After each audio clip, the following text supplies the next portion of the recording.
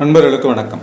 இன்றைக்கு சிம்ம லக்னத்துக்கு மகாதன யோகத்தை கொடுக்கக்கூடிய கிரகங்கள் எப்படி, எவை எந்த இடத்தில் இருந்தால் அவை சிறப்பாக யோகங்களை கொடுக்கும் அப்படிங்கிறத பார்த்துக்கோம். சிம்ம லக்னத்துக்கு முதல் தர ராஜ யோகத்தை கொடுக்கக்கூடியவன் தன லாபாதிபதினு சொல்லக்கூடிய புதனே 2 ஆதிபத்திக்கு சொந்தக்காரன். 2-11 கூடிய புதன் 9ஆம் அதிபதினு சொல்லக்கூடிய ராஜயோகம். 4-9 கூடிய ராஜயோகாதிபதி பாதகாதிபதியாகவும் வருவார் செவ்வாய்.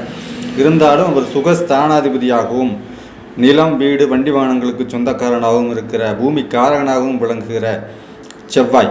இந்த செவ்வாயும் புதனும் பகை கிரகங்கள் தான்.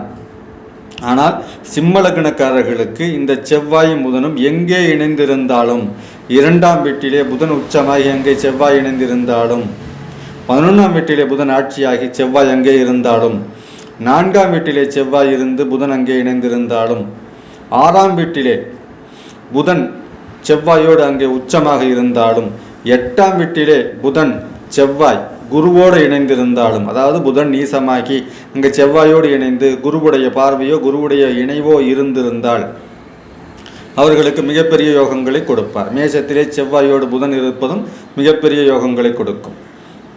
அப்போ செவ்வாயும் புதனும் பகை கிரகங்களாக இருந்தாலும் சிம்ம லக்னத்திற்கு 2, 9, 11 ஆதிபத்தியம் பெறுவதால் அந்த மகாதன யோகத்தை இவர்கள் வழங்கியே தீர்வார்கள்.